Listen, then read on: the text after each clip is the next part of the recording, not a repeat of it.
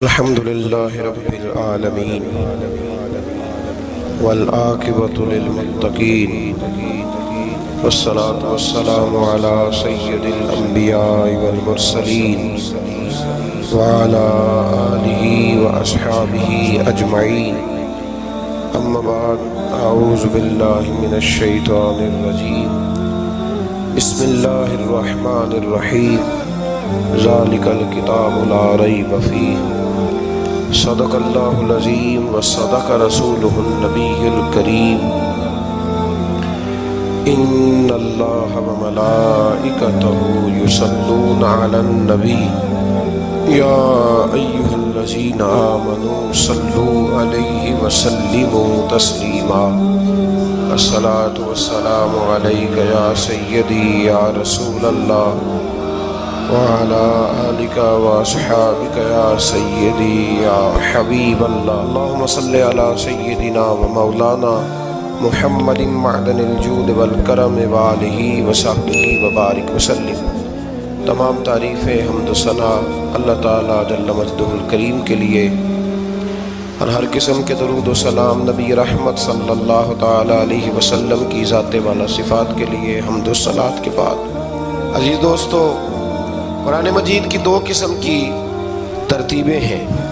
ایک قرآن مجید کی ترتیب وہ ہے کہ جس ترتیب سے قرآن مجید نازل ہوا، اور ایک وہ ترتیب ہے جس ترتیب سے نبی کریم علیہ السلام نے، حضور کے صحابہ نے حضور کی تعلیمات کی روشنی میں قرآن پاک کو جمع فرمایا. ایک ترتیب نزولی کہلاتی ہے، ایک ترتیب توقیفی کہلاتی ہے. جس ترتیب سے اسے جمع کیا گیا، نزول کے اعتبار سے قرآن مجید کی سب سے پہلی سورہ مبارکہ سورہ اقرا ہے. اس کی ابتدائی آیات نازل ہوئیں، اور ترتیب کے لحاظ سے جو مصحف کے اندر قرآن پاک میں ترتیب ہے، اس لحاظ سے قرآن مجید کی پہلی سورہ کا نام سورہ فاتحہ ہے. اور نبی کریم علیہ السلام نے فرمایا یہ سورہ فاتحہ اتنی شاندار ہے کہ ایسے کلمات کسی اور امت کو نہیں ملے جیسے اللہ نے سورہ فاتحہ میں ہمیں عطا فرمائے ہیں. قرآن پاک میں دو قسم کی صورتیں، ایک تو یہ میں نے عرض کر دی اس کی ترتیب، اسی طرح دو قسم کی صورتیں، کچھ مکی صورتیں ہیں اور کچھ مدنی صورتیں ہیں. ہمارے طالب علم اکثر اسکولوں اور کالجوں میں یہ سمجھتے ہیں کہ جو مکے میں نازل ہوئی وہ مکی ہیں، جو مدینے میں نازل ہوئی وہ مدنی ہیں. حالانکہ ایسا نہیں ہے. جو ہجرت سے پہلے نازل ہوئی وہ مکی ہیں، اور جو ہجرت کے بعد نازل ہوئی وہ مدنی ہیں. وہ آیت اگر بدر میں بھی نازل ہو نا، کچھ قرآن مجید کی آیات مختلف مقامات پر بھی نازل ہوئی ہیں. مختلف مقامات پر حضور بدر میں تھے تو وہاں بھی قرآن مجید نازل ہوا. نبی کریم علیہ السلام احد میں تھے تو وہاں بھی قرآن پاک نازل ہوا. تو ترتیب یہ کی جائے گی کہ جو صورتیں ہجرت سے پہلے نازل ہوئی وہ مکی ہیں، اور جو ہجرت کے بعد نازل ہوئی وہ مدنی ہیں. سورہ فاتحہ کا آغاز اور قرآن مجید کی ہر سورت کا آغاز سوائے سورہ توبہ کے بسم اللہ شریف سے ہوتا ہے. اور نبی کریم علیہ السلام نے اتنا زور دیا کہ حضور فرمانے لگے دروازہ بند کرنے سے پہلے بھی بسم اللہ شریف پڑھا کرو، اور برتن ڈھانپنے سے پہلے بھی بسم اللہ شریف پڑھا کرو. نبی پاک علیہ السلام نے ہر جائز اور مستحسن کام سے قبل بسم اللہ شریف پڑھنے کو حکم دیا.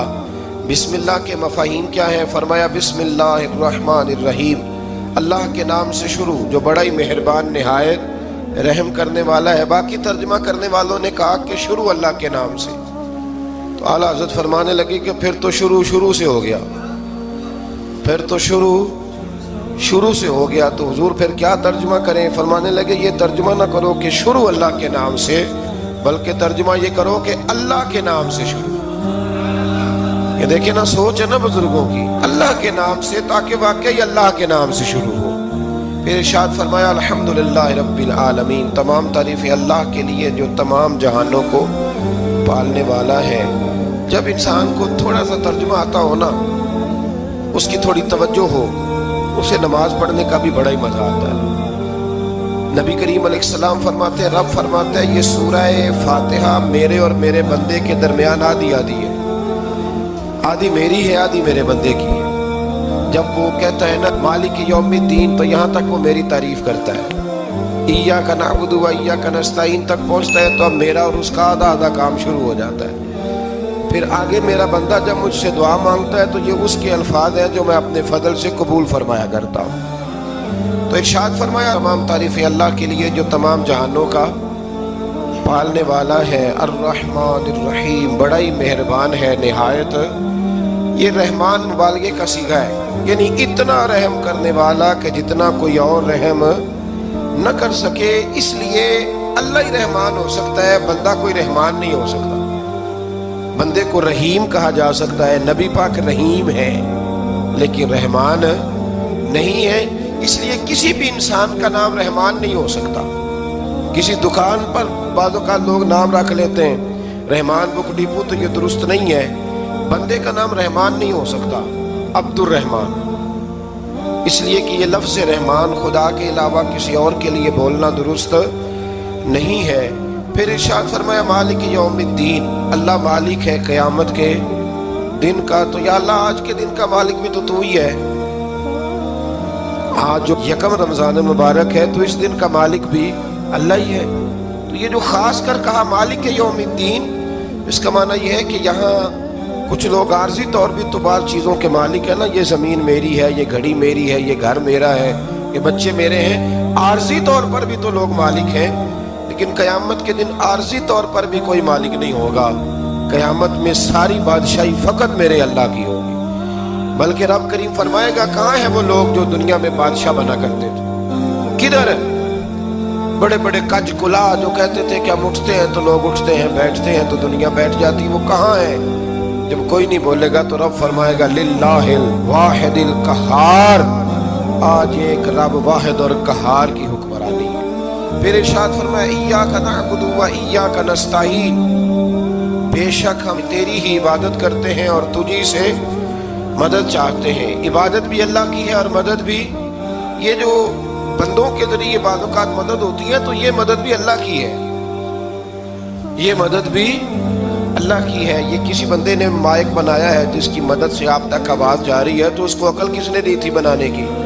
तो फिर मदद किसकी हुई? अल्लाह की। तो दुनिया में कोई भी जो मदद करता है वो अल्लाह के वली करे, नबी करे, पैगंबर करे, तो मदद किसकी है? अल्लाह की। इसलिए कि वो ज़ाती तौर पर कुछ भी नहीं कर सकते, अगर अल्लाह उन्हें तौफीक न दे वो किसी की मदद नहीं कर सकते। तो इय्याका नअबुदु व इय्याका नस्तईन, हम तेरी ही इबादत करते हैं, तुझी से मदद चाहते हैं। इहदिनस सिरातल मुस्तकीम, ऐ अल्लाह हमें सीधा रास्ता दिखाओ। कौन सा रास्ता सीधा है? कौन सा रास्ता सीधा है? तो अल्लाह ने खुद ही फरमाया ऐसे ही ना भटक जाना, रास्ता सीधा वो है सिरातल लज़ीना अनअमता अलैहिम, उन लोगों का रास्ता सीधा है जिन पर अल्लाह ने इनाम फरमाया है। और वो कौन है? कुरान मजीद ने खुद फरमाया अनअमल्लाहु अलैहिम मिनन नबिय्यीना वस्सिद्दीकीना वश्शुहदाई वस्सालिहीन, वो नबी हैं, सिद्दीक हैं, शहीद हैं और नेक लोग हैं। फरमाया अपनी मर्जी के रास्ते पे चलोगे तो भटक जाओगे, रब की बारगाह में सवाल करना कि वो तुम्हें नबियों के, सिद्दीकों के, शहीदों के और नेक लोगों के रास्ते पे चलाए। गैरिल मग़दूबि अलैहिम वलद्दालीन, न उन लोगों के रास्ते पे चला जिन पर तेरा गज़ब हुआ और न उनके रास्ते पे चला जिन पर तू नाराज हुआ, जिन्हें तूने गुमराह किया, उन लोगों के रास्ते पे न चला, बल्कि उन लोगों के रास्ते पे चला जिन पर तेरा इनाम हुआ। ये जो लोग हैं ना मग़दूबि अलैहिम वलद्दालीन, एक गिरोह यहूदियों का है और एक ईसाइयों का है। कहा जा रहा है या अल्लाह ना यहूदियों के रास्ते पे चला और ना ईसाइयों के रास्ते पे चला, हमें तो अबू बकर सिद्दीक के रास्ते पे चला, हमें तो उमर फारूक के रास्ते पे चला, उस्मान गनी, मौला अली और जनाब अबू हुरैरा के रास्ते पे चला। अब ये सूरह फातिहा का तो मैंने मुकम्मल तर्जुमा अर्ज़ किया।